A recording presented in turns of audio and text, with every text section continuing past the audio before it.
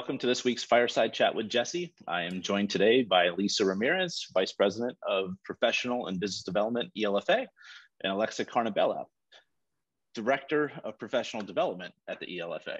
That's right. God, it feels so weird just giving you ladies titles, so I apologize for that. It's Lisa and Alexa from the ELFA. Hey. Happy to be here.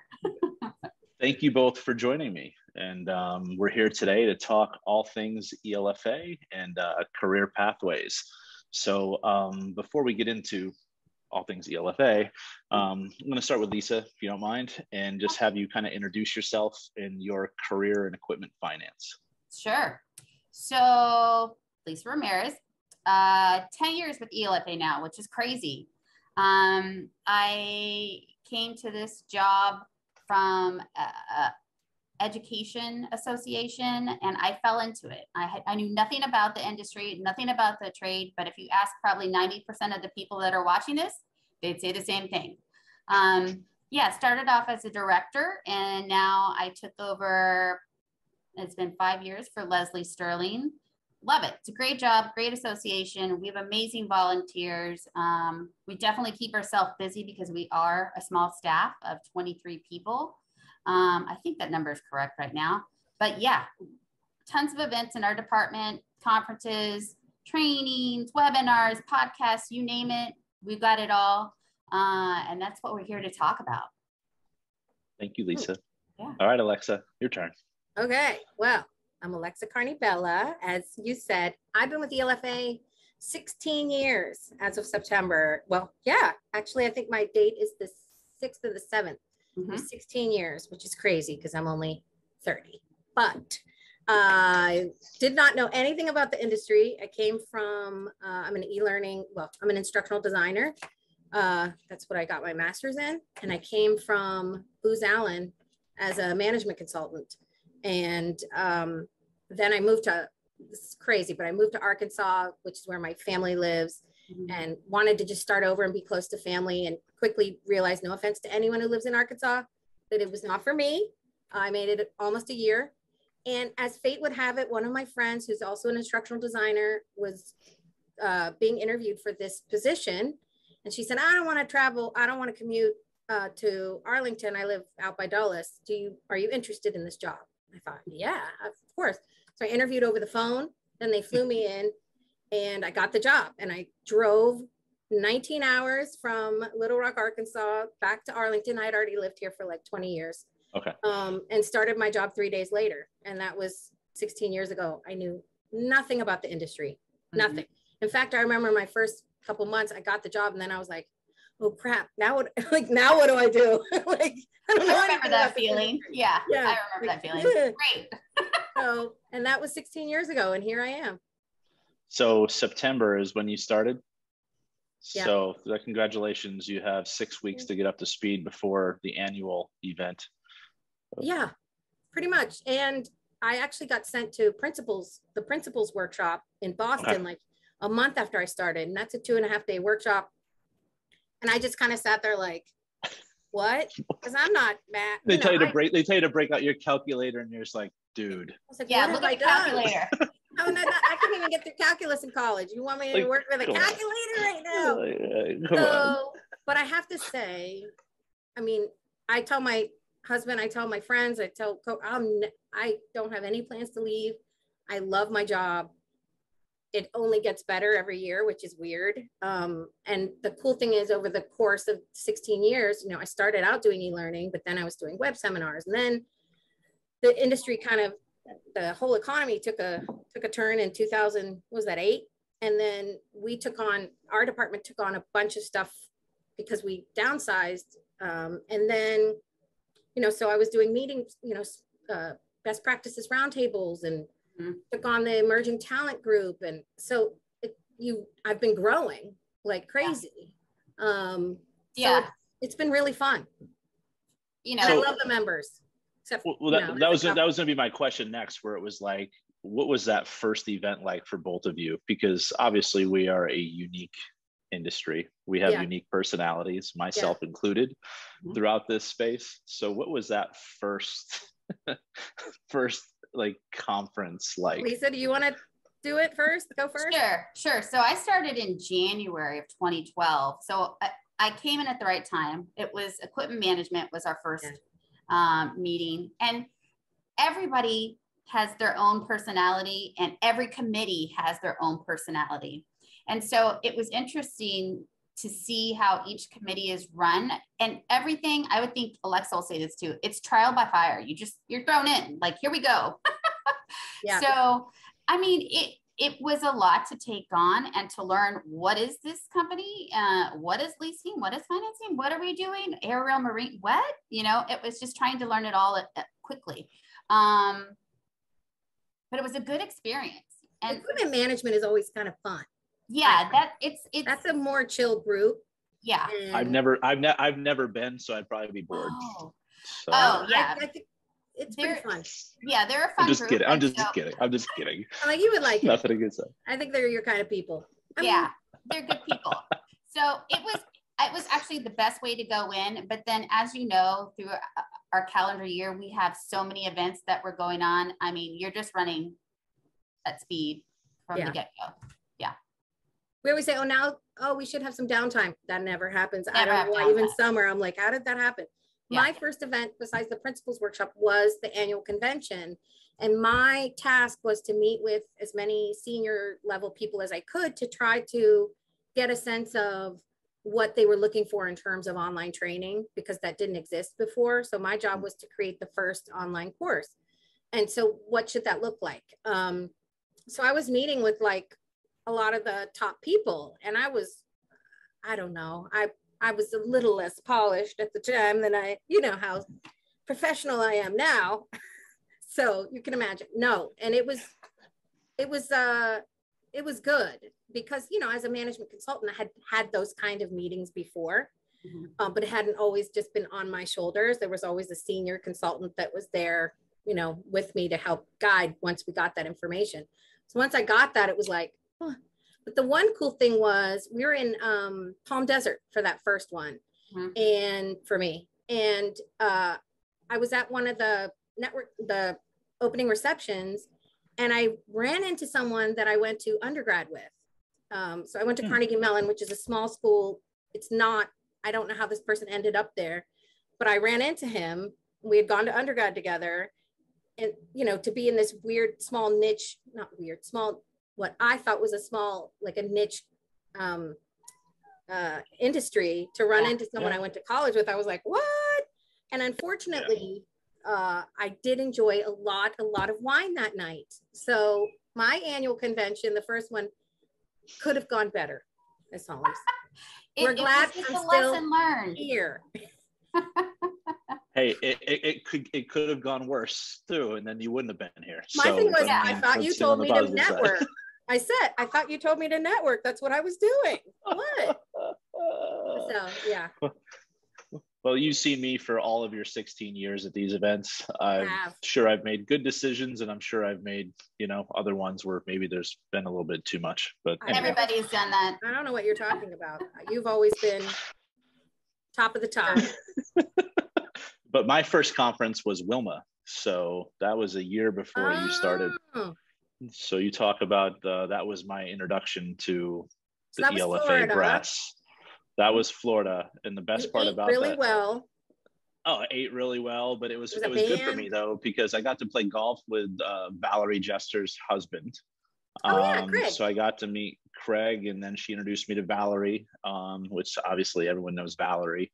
Yeah. And then Rinaldi took me underneath his wing and just kind of walked me around. So as a 23-year-old, when I got in, that helped me exponentially, because benefit of going to some of these conferences is all the C-level people there. Those are the people that you need to get. Bob Rinaldi taking you around to meet everybody. You're going to meet a lot of people. You're going to meet some, and your story is exactly what we want other people to share and experience as well. And that's one of the goals that ELFA has been working on, is bringing in the younger folks and less of the C-suite to some of these larger events like convention, and making sure that we mix and mingle between the two, because it's important for us to not only help our peers in the industry growth, but we want to make sure that in our industry as well, we put people in volunteer positions so they can also grow, right? So that's a great story. I didn't know about Bob Bernoldi. I wish everybody could come to convention and have someone take them under their wing and show them around. Now, that's not possible with 1,000 people, but I know that there is, actually, we're working on something. Is it the buddy program? Yes. So this year. Go ahead, Lisa. No. You're doing a great job. Yeah, so we are working on a conference buddy program. We started it last year during convention. The Women's Council was the first initiative of that. This year, we are combining all three of our people power committees, which is the equity, women's, and emerging talent. There's a select group of individuals from those three conferences that are able to be paired up should you want to be paired up. And we select all first-time attendee, right? Yep, the newcomers to the convention. So if they want a buddy, they can get a buddy, and it's no pressure. You can meet with them if you want. You could decline it. You could say great and have coffee with them. You could schedule a call.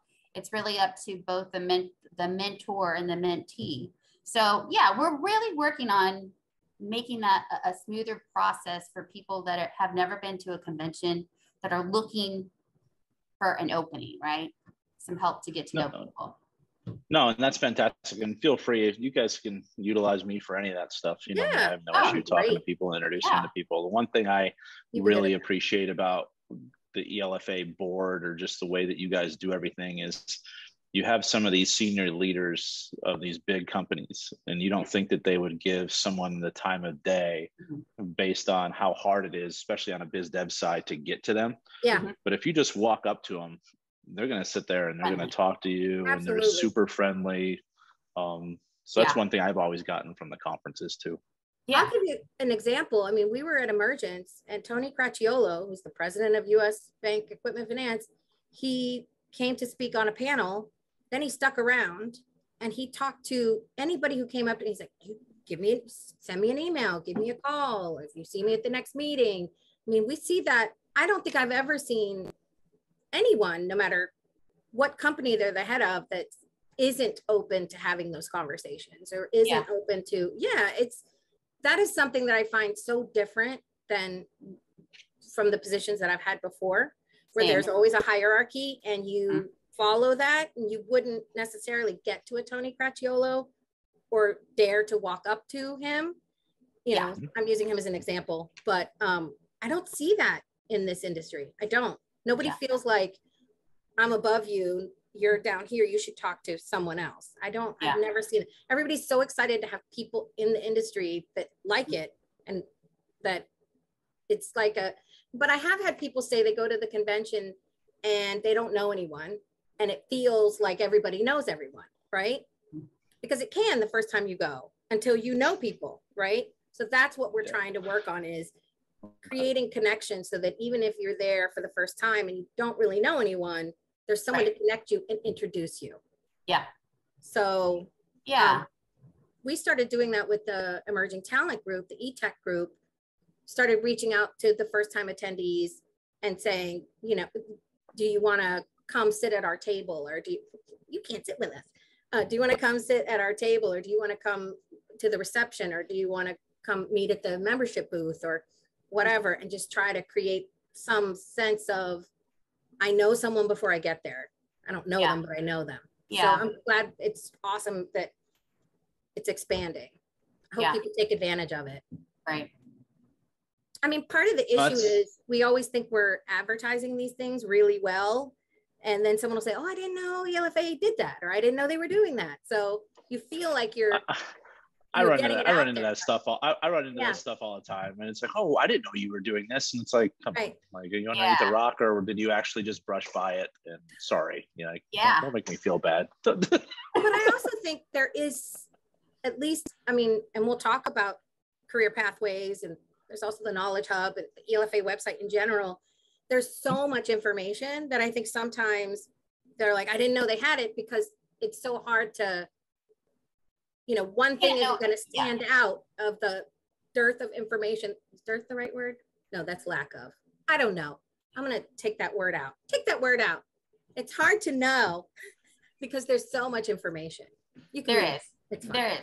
No, and you're exactly right. And that's something that ELFA is working on in general. When you heard of the Knowledge Hub, and that came out the beginning of this year, that was one of the ways that we're trying to not consolidate, but create a new way for people to learn about all the different items, resources, business intelligence. Kind of repackaged it so that all of it can be in one area, and that way people can know. And then the second evolution of that was the career pathways, which is really our business and professional development. And again, we do so many things within that business and professional development that, again, people might not know everything and how to get involved or how to become a volunteer. So you're seeing these initial stages of where we are creating initiatives, a sense of community, bringing in new folks, new volunteers, new life into the industry. That's what we're really trying to do. I mean, that's good. Go ahead. Sorry, Jesse. No. I was going to say, let's shift to that career pathways conversation. So I know, Alexa, you just gave kind of a little, not Alexa, Lisa, you kind of went through kind of the precipice of where this started from. Mm-hmm. But, I went on there and I was poking around through some of the stuff and just want to kind of go down a little granular on career pathways, if you don't mind. Well, I will say this kind of started way back when with the ELFA Academy. We were talking about creating these e-pathways, like, so it wouldn't just be take this course, it would be read this article, take this course, watch this video, watch this recording of a session, and then do XYZ. And then you sort of went through a pathway of learning. It was a learning pathway. Then we started talking about, well, what about if we made it clear? What I'm new, what do I do? What's there for me? And I had these conversations with Reed because people would say, well, should I take the CLFP or should I take the principles course? Mm-hmm. And I'd say, well, it depends on where you are in your industry, in your career. So if you're just starting out, you're going to come to ELFA. You're going to take either the principles 2.5-day instructor-led workshop, or you're going to take the fundamentals course. Mm-hmm. Then you're kind of middle of your career. You're going to start going to a lot of the meetings, even beginning, a lot of the meetings, the conferences. You're going to get a little more information, get a little more seasoned.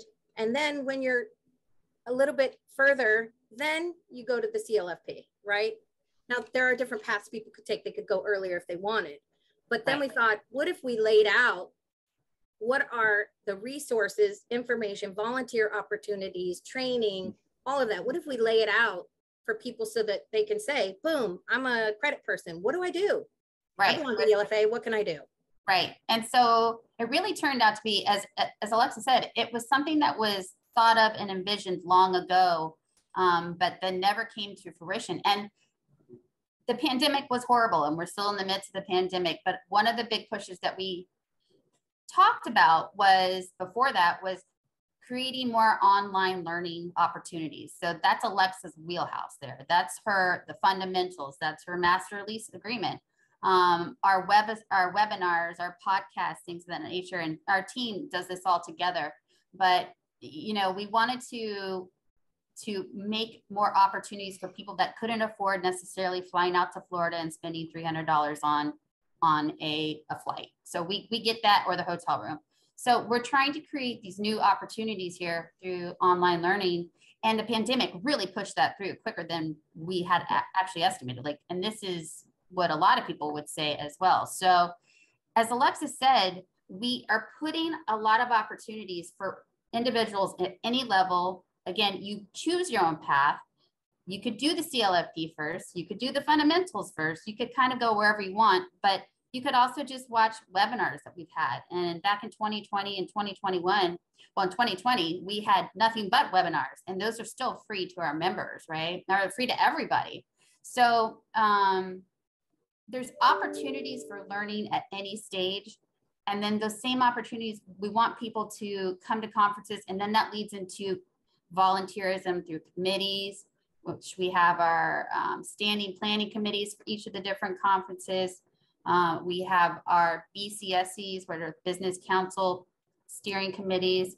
Then of course the board. So there is a way to become more involved. It's just taking that first step in your career with ELFA. The thing is, people don't even think outside, like think about, we offer web seminars, you can attend them, but also you could put one on. You know what I mean? Like, so if you're in a place where you feel like you're somewhat of a subject matter expert at a certain level, or there's a topic that you're really interested in and you want to put a panel together and say, we'd like to do, you could do that. That's that's the next step. Or you could write an article for the magazine, or you could, there's so many things you can do. It's not just take a course or attend a conference or whatever. There's volunteer opportunities beyond the committees as well, like that. So it's kind of exciting. Once we started mapping it all out, we were like, wow, there's a lot people can do. And it's cool to be able to have someone click and say, well, I'm new or I'm mid-level. Now the C-level people are going to kind of already know what there is, but if you want to see what's your trajectory, it's right there. There it is. Now you could go a different way. That's fine. And in addition, one of the initiatives or we're working on a strategic plan for the next, 5 to 8 years currently. And one of the things we really want to do is broaden our education that is open for mid-level. So that means focusing again on that virtual part. So we will be having 3 conferences next year in 2023 that will be hybrid. So you can attend in person and you can attend virtually, give or take. So that will be the credit collections conference, the accounting conference, and the legal forum. So again, more ways for people to engage, even if it's online and it's a hybrid, it'll still be a way for people to interact. It'll be a chat function. You can still ask questions.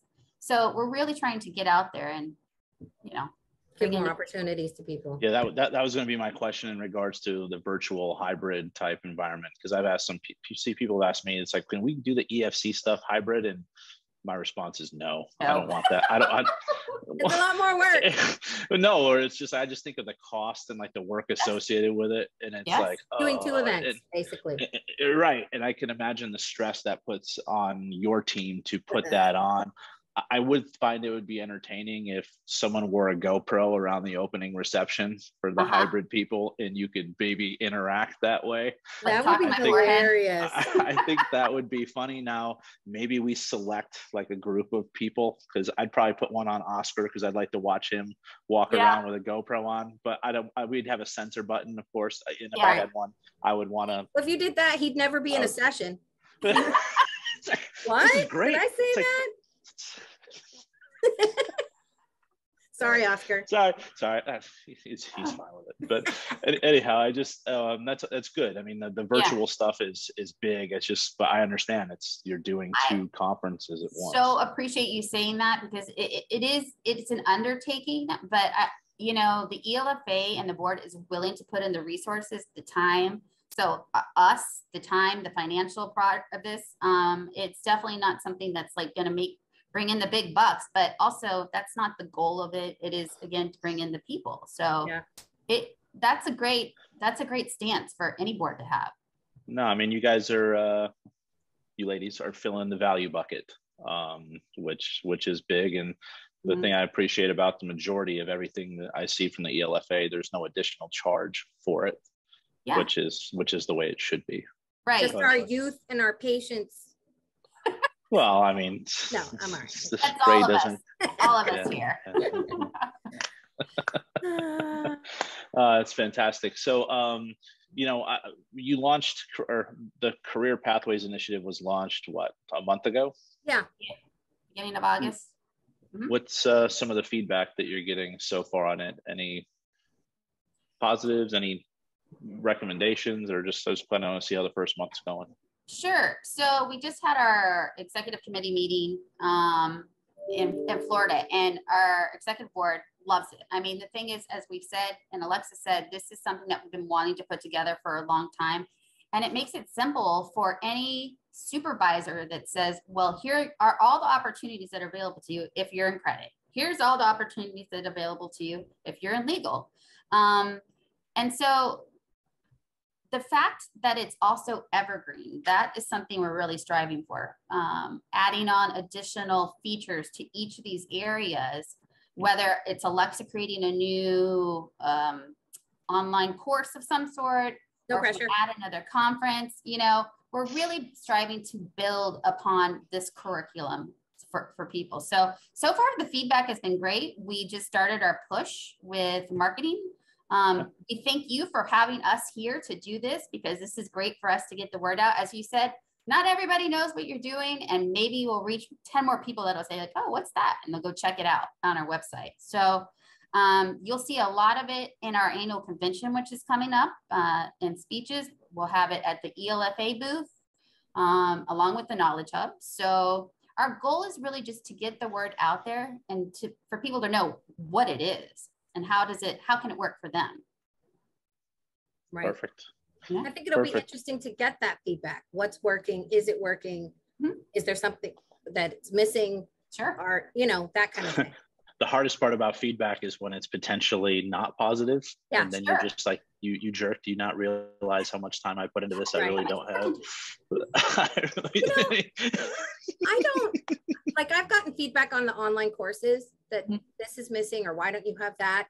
I have spent a lot of time on them, but I take that in and say, that's a really good point. That's a feature I would like to incorporate. It is. I'm just having fun from the emotional side, because at the end of my events that I put on, I send out a survey, and it's like, anytime that you get something where it's like, oh, well, and it's like, could have, of course. Yeah. And that's just part of the game. Like, that's part of the job, and you roll with it. And you know what? Sometimes it's good feedback. You're like, all right, let's try that. And that's the evolution of the Conference Buddy program, really. But I like it when it says, like, I wish it had been longer. And then someone's like, it was too long. And then someone's like, you need speakers. Don't have speakers. They're boring. Let me network more. It's like, well, which one is it, people?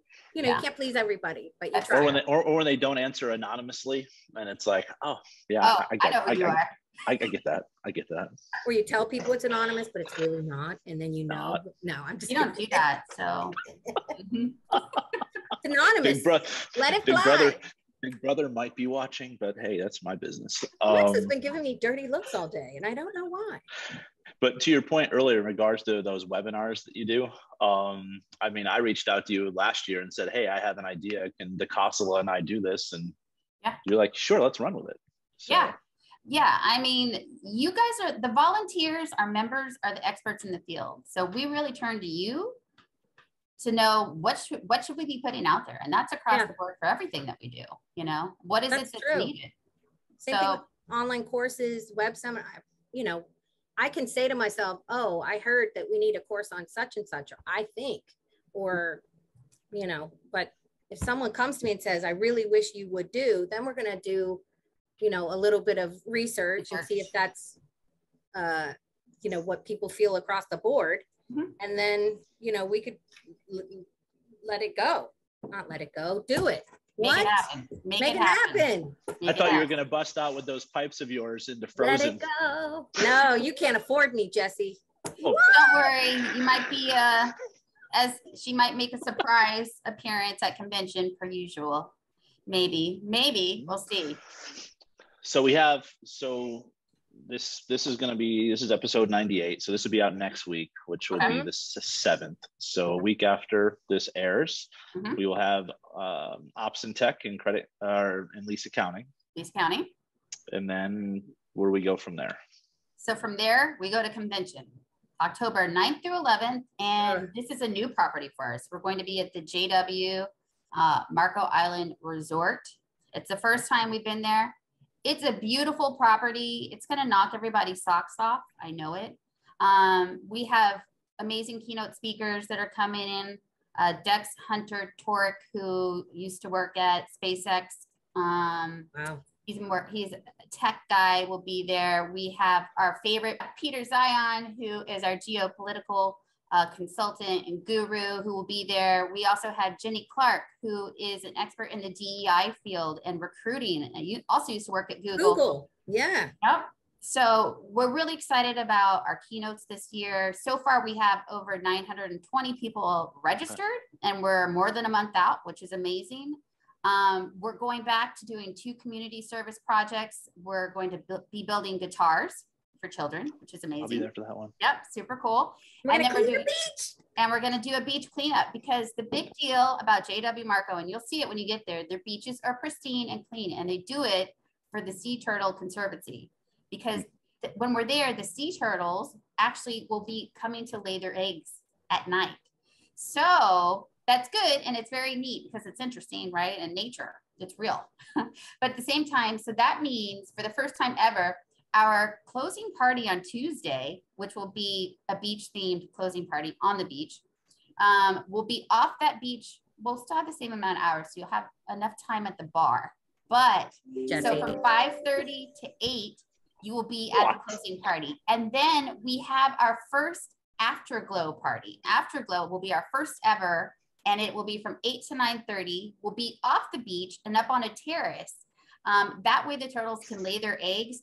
And also when you're there, the hotel will request for you to close your blinds, because they can't have any light. If there's any light source that they can see, then they won't come and lay their eggs. Yeah. So that's why we're hosting the Afterglow. And Assurant, we thank you so much for that sponsorship for this. And I'm sure that the people at convention will love you even more. So does that mean the lights are out and we carry like glow sticks? Well, we will have glow sticks, actually. Yeah, we have glow sticks, but there'll be smaller lights. There'll be dimmer lights. But yes, we have a few items to theme this Afterglow party. Ooh. So I can't walk on the beach on Tuesday night. Got it. No, there will be, from what I get, they take it seriously, which is good. I can't help myself where it's like, who's that jerk on the beach interrupting this thing? It's like, it is Jesse, get off there. It's Jesse. What? I want to see it too, but yeah, we can't. Yeah. No, but we're really excited about the convention. You know, we finally got back to normal and had a convention last year in San Antonio, but this will be exciting to be at a new property. We have 13 different breakouts set up for everybody, going across the board in different topics. Lots of fun things planned. So it'll be a blast. Perfect. Well, based on that, the numbers that we're at right now, that'll be pretty amazing. And in the session that I'm moderating, I'm going to do a selfish plug here, is right after the opening reception. So you should come. It's going to be amazing. Human side of leasing. I'm glad you said that. Our exhibit hall is sold out. We will have 50 booths. We have never had 50 booths. Yeah. Dang. Yeah. So that's awesome. But Odessa's 42 of those. They always have the other eight Solify. Taking it out. Funny. And then we're excited, yeah. And then where do we go after the convention, you guys? They actually give you a couple months off?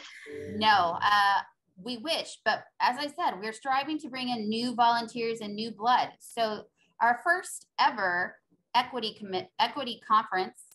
forum, I should say, will be here in Washington, D.C., November 6th through 7th. It's a welcome reception on Sunday, the 6th, and then all-day programming on the 7th. We have Jenny Clark coming back to recap on what she did at the convention with the C-suite individuals, and then to get to know our folks that are more mid-range level, our diversity, to talk more about our industry. And then we have Jenny Clark coming back, side note, at Executive Roundtable, so she can give a summary of meeting our C-suite, meeting our mid-level diversity, and advise our C-suite folks, our leaders of the industry, you know, what we can do better, how we can make this a more inclusive industry. So I'm excited. The next week, which will be the 7th of September, we will open registration for the Equity Forum, and it is very affordable because we do want to have large participation. It's $250, I believe. $249. Yeah, $249, $1 less to attend the conference. So, you know, we'd love to have as many people show up to that. And Scott Thacker, who is with Ivory Consulting, has been leading that charge of the equity committee for the last three years now, I believe. So we're excited to see it come to fruition. And then we will close out 2022. Okay. So one more after convention. And then we start planning for 2023. Which we've already started planning for 2023. Yeah, we're already working on way that. down the road. Well, and that's what I wanted to, so I guess through Q1 of next year, what events should people be prepared for, and then dates? We've got some changes, right? We do have some changes, but we're going to start, as we always have, with the Equipment Management Conference, the 26th through 28th. This in 23, we'll be back in Florida. We'll be in Orlando at the Orlando World Center. It's a Marriott property. It's somewhere we've also never been, but it looks like it's going to be an amazing place to be. The changes we have, though, will be in March. So normally in March, we would start with the Executive Roundtable. However, in 23, we're going to start with funding first. Our 33rd Annual Funding Conference will be March 14th through 16th. We're headed back to the Hilton Palmer House, which was debuted this year in 22. We had 2 halls, a whole floor to ourselves. Yeah, and we had record attendance. So yeah, we got some very positive feedback on that. And we wanted to make sure that we had the space that we needed and also the suites that we needed. Yeah. So our reasoning for changing those dates was to accommodate that, which is why it'll be earlier. And then following funding, we're going to go into our Executive Roundtable. Our Executive Roundtable will be March 26th through 28th.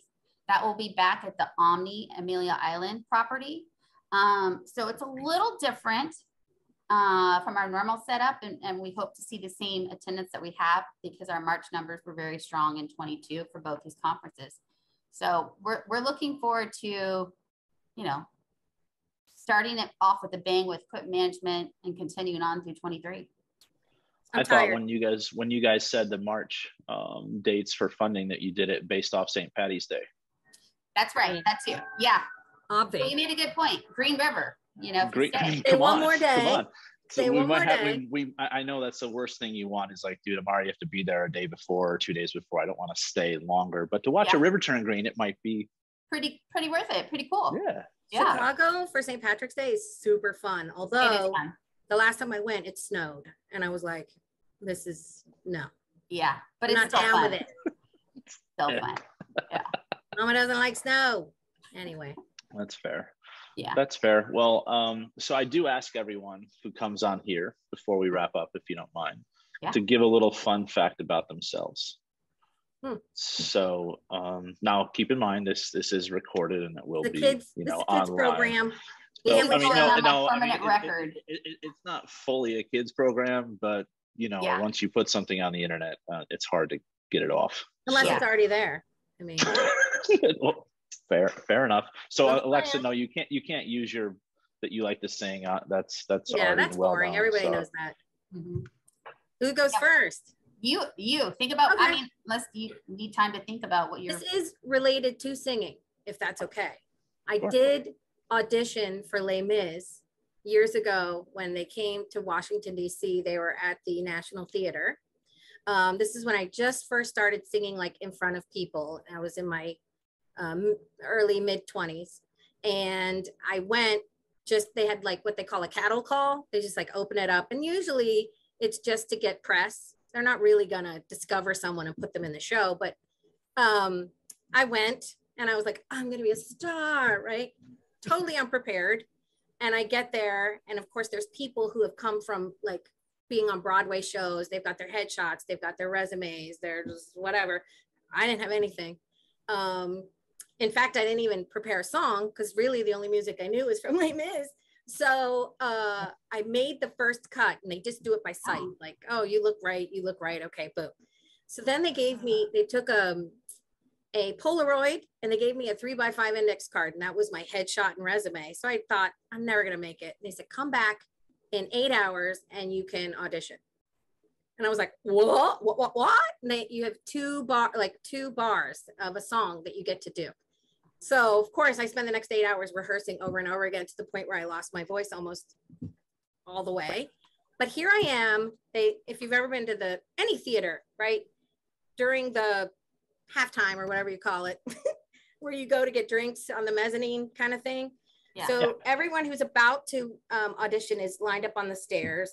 Then there's the casting people, there's a piano, and you're there. And then everyone who just auditioned is lined up on the stairs, but they should have left, but they didn't because they stay and they stare. Mm-hmm. So I get there and I'm like, oh, and the guy who's next to me went to Carnegie Mellon for musical theater, left a show on Broadway to come and audition. And I was like, here's my headshot, like, here's my Polaroid and my 3x5 card. Like, no way. Anyway, still had the dream. If you know about Les Mis, it's not the funniest show in the world. There's a funny part, but it's not funny. So I get there and I'm standing next to the piano guy and the 8 casting people are like, okay, what are you going to sing for us? And I said, it's a song called On My Own. It's from a show called Les Mis. You might've heard of it. Oh, that was a joke. Crickets. Oh, right? No. So I was like, shit. I mean, shoot. Take that out. Turn it. Anyways, the piano player starts playing and I sing. And then it comes to an end and I was like, thank you for letting me audition. And then I like ran off and started to cry. But I did still keep waiting for the call, which has not come. So you're all lucky, equipment finance people, that I didn't get put into Les Mis or you wouldn't have me in the industry. You're all welcome. That's my story. I didn't know that. And I usually know everything about you. Yeah, I'm not a big secret keeper, but go ahead. No, that's one of her secrets. She's not a secret keeper. Should she have let you go first? Yeah, probably. Don't worry. Mine's real quick. I like cats. Cats are my jam. Cats are her jam. Are they? Okay, well, here, check this one out. Sorry to interrupt you, but. Yeah. Is he a smoosh face? She's a Persian. She's 7 months old from Spain. Oh, she's sweet. She's tiny. What's her name? Maleficent Mittens. Ooh. MM for short. So Mally. So, okay. Sorry, I'm sorry. I didn't mean to steal your cat thunder. She's always next to me. So. Okay, usually mine is next to me right here, but he's taking a nap somewhere else. So I have two myself. Yeah, I have 2 cats. So they're my pride and joy. We may have 6, so just throwing it out there. But I'll send you some pictures of you. And a 75-pound dog. You guys have an animal thing happening because this one also has so many animals at her house.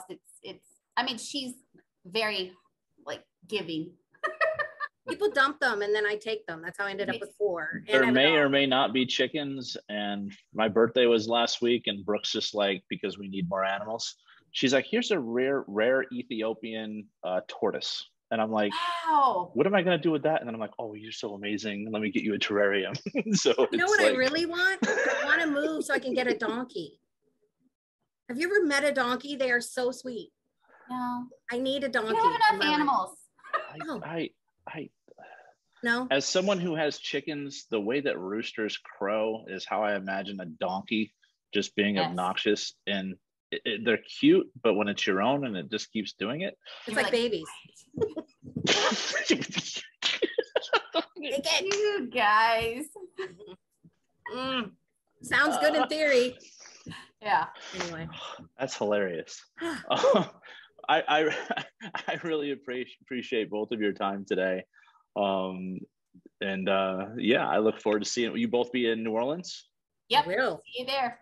Okay. Well, I look forward to that, and I appreciate your time today, ladies. Yes, thank you, Jesse. Thanks, Jesse. Thanks for having us. No problem. Ciao.